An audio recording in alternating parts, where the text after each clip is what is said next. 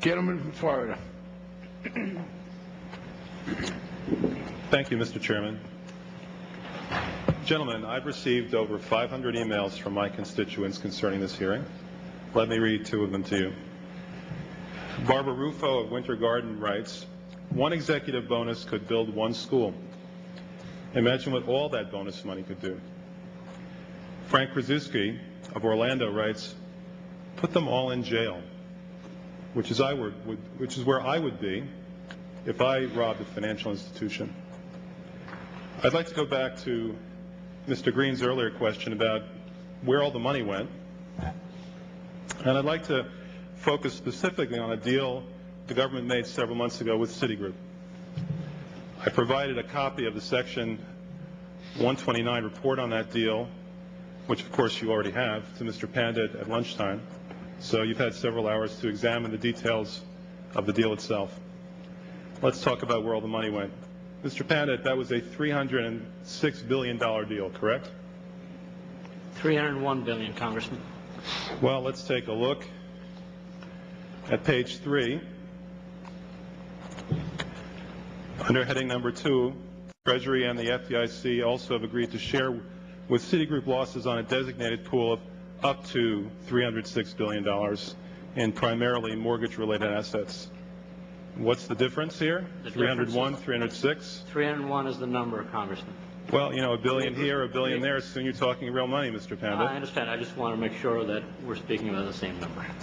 All right, now in this deal, Citibank took the first $29 billion in losses, and then the taxpayers take 90% of the remainder. Is that correct? First $30 billion of the losses, and then Citigroup takes the remaining 10%. Well, further down in that paragraph, which you have extra copies of if anybody wants to see it, it says, under the terms of the guarantee arrangement, Citigroup first will bear responsibility for any losses on these assets that exceed the company's current reserves and marks up to a maximum of $29 billion. Do you see that? I do. The number is $30 billion, Congressman. Are you saying the number 29 is number 30? The only thing I would say to you is that this was put out, I don't know when this was put out, but what we do know is we finalized the terms of this thing with the Federal Reserve Bank and the government, I think about a month ago, and some of those things did change. I just wanted to bring that to your attention. Well, the bottom line, you can correct me if I'm wrong, Mr. Pandit, but the bottom line is that the government has assumed liabilities here for this designated pool that amount to $250 billion, more or less. Isn't that correct? Congressman, we bought insurance from the U.S. government. We paid a little bit more than $7 billion for buying insurance that allowed us to take the first $30 billion of losses and then 10% of losses after that. You call it insurance, but that word does not appear anywhere in this document, does it? You did give this to me at lunch. I've got to apologize. I didn't get the time to read it that carefully, but it was insurance.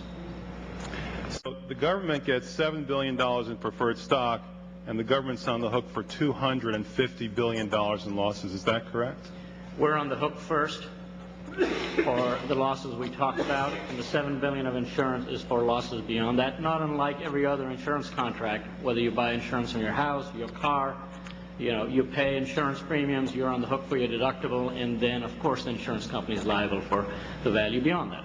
You tell me, Mr. Pandit, where I can get a deal like this, where I can get $250 billion in insurance, as you put it, for toxic assets that barely have a bid in the marketplace and only pay $7 billion for that. You tell me where I can get a deal like that. Congressman, the only thing I would say to you is that these aren't necessarily toxic assets at all. The government has gone through these assets very carefully. They've gone through what the expected losses might be on this. They did their work. And I think that's an important aspect that is not in this document. Well, if it turns out that they're not truly toxic and there is an upside, who gets the upside? The losses and the profits are netted on this pool of assets. And if there are profits beyond that, they are city's profits. Right. So you get 100% of the upside, and the government gets 90% of the downside, correct? That is what the insurance contract is designed to do. Have you heard the phrase, Mr. Pandit, heads I win, tails you lose? I appreciate that, Congressman. I don't think it applies here. Is this on your balance sheet, this arrangement?